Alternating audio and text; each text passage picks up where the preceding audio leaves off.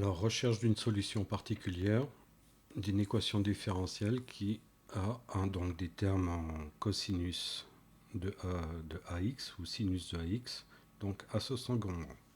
Donc là, la méthode marche aussi bien pour les équations différentielles du premier ordre ou du deuxième ordre. La méthode est la même. Donc, il est important d'avoir donc au second membre uniquement quelque chose qui soit de la forme cosinus de ax ou sinus de ax. D'accord? C'est-à-dire, il ne doit pas y avoir de constante dedans, ni de puissance pour le cosinus. Donc, la méthode est simple. Je vais rechercher donc une solution particulière de la forme a cosinus 2x plus b sinus 2x. Le nom de x est le même là et là, et bien évidemment égal donc à l'équation de départ pour le second membre. Donc a et b sont des constantes qu'il faut déterminer.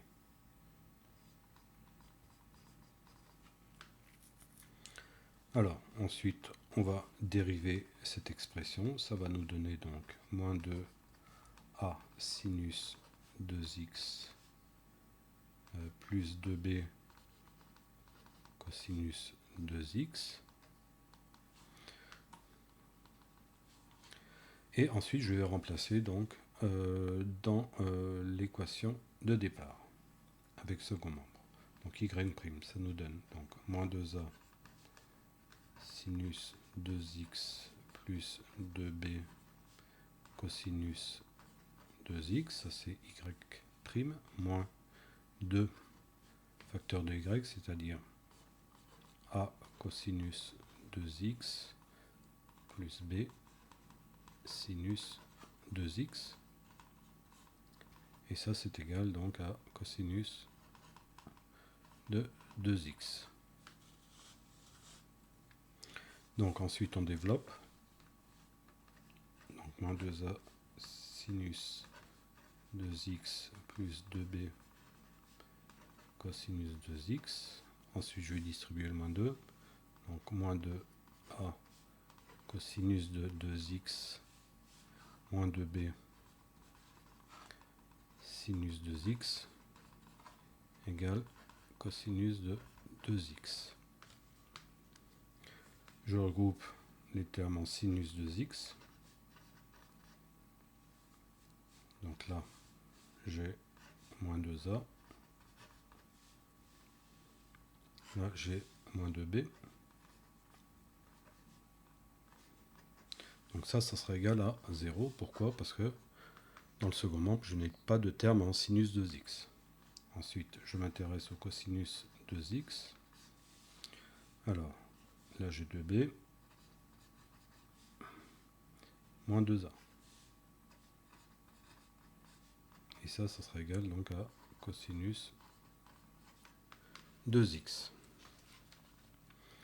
Donc là j'ai un système de deux équations, deux inconnues. Donc c'est a et b, les inconnus. Donc de la première équation, je vais pouvoir en déduire que moins 2a égale 2b, d'où donc a ou b égale moins a.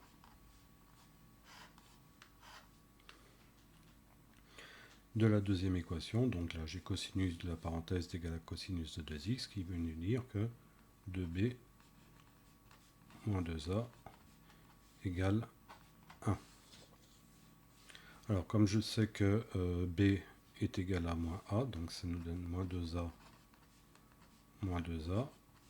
égale 1, d'où a égale, donc là ça nous fera moins 4a, donc moins 1 quart. Donc voilà pour la première constante. Et pour la deuxième constante, bon là c'est immédiat puisqu'on sait que donc b égale moins a. Donc ça veut dire que b égale moins 1 quart, c'est-à-dire 1 quart. Conclusion, la solution particulière qu'on cherchait, c'est y égale donc moins 1 quart a cosinus 2x plus b, c'est-à-dire 1 quart sinus 2x. Donc je vous engage à vérifier, hein, c'est-à-dire que vous allez dériver cette expression, donc déterminer y', et bien vérifier donc dans l'équation de départ que y' moins 2y, donc par le jeu des simplifications, va bien vous donner donc cosinus de 2x.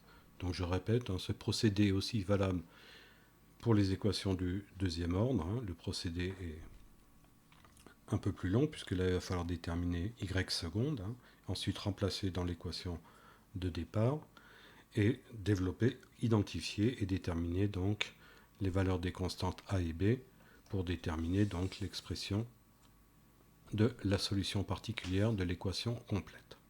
Donc cette solution de l'équation complète, je vous rappelle qu'il faudra l'additionner à la solution générale qu'on a obtenue en résolvant donc l'équation différentielle associée sans second membre, c'est-à-dire dans notre cas, hein, y' moins 2y égale 0.